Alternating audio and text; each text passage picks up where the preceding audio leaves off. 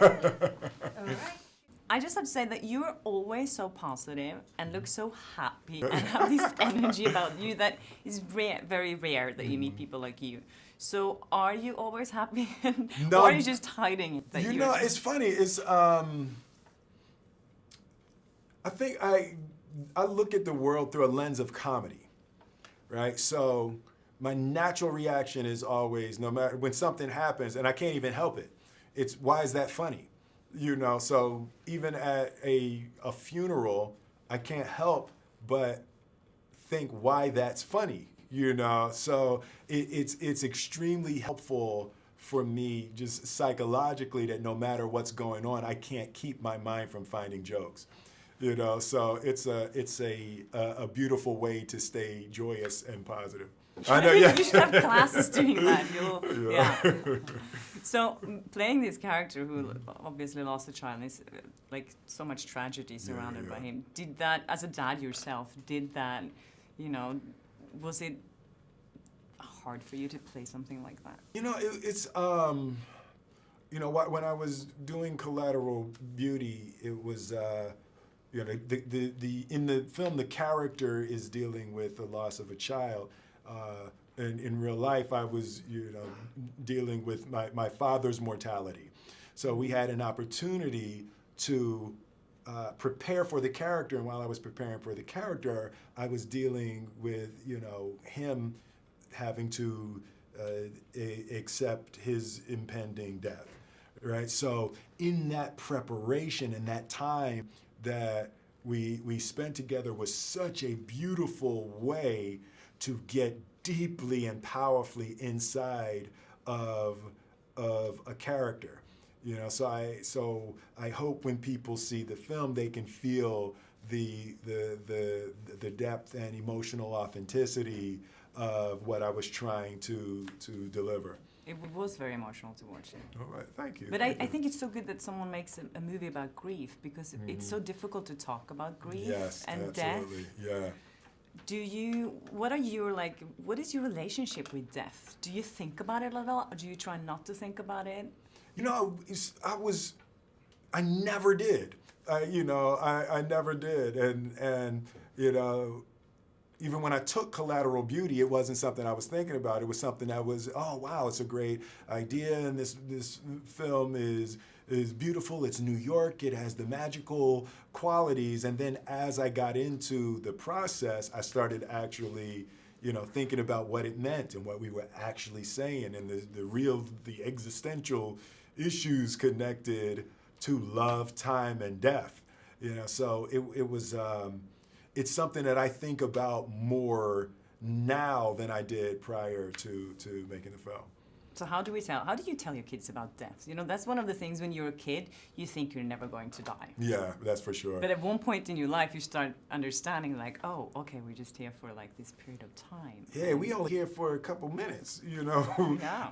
You know, for me, I think what the idea of you know, having done such deep character work around these ideas, it's made me more clear about what I want to do and what I want to be with my family and with my friends, and clearing away anything that may potentially be a distraction to love. So for me, a personal confrontation with death made me see the value of time and the fact that the only elixir is love, you know. So the time that you spend has got to be in preparing yourself and giving and receiving the most amount of love you can.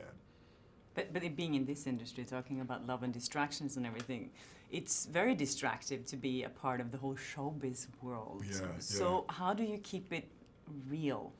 You know, I think it's less of a problem for me today than it was 10 years ago. You know, when I look back, you know, on my 30s, there was a lot of distraction that I missed a lot of the collateral beauty of of the things that were going on. So it's not an issue for me at all now. It's like you know, my mission is to improve lives. So I want to do things that put positivity and positive energy and love into the world. So it's I'm less distractible today than I was 10 years ago. So both your kids are in showbiz too. Is that worrying for you, or? No, it's to me, showbiz is not separated from the rules of the universe, right? So whether you're in show business or you're selling cars or you're farming, you're not separate from the laws of the universe, and all of the rules are the same everywhere. So for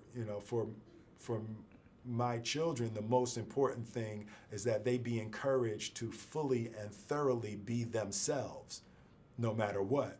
And when you have yourself and you're thorough and confident in who you are, you can survive anywhere. But you have to give them a lot of that confidence, because in this world and this industry, so much rejection. And how do you prepare? Rejection is everywhere. We all deal with the. You don't anymore. Oh my! Sure you Yeah, don't. me worst of all. I think the idea of rejection is relative. I mean, if you take a kid in a small town and somebody posts something negative about them, and all of their friends laugh, that's the worst rejection a human being can experience.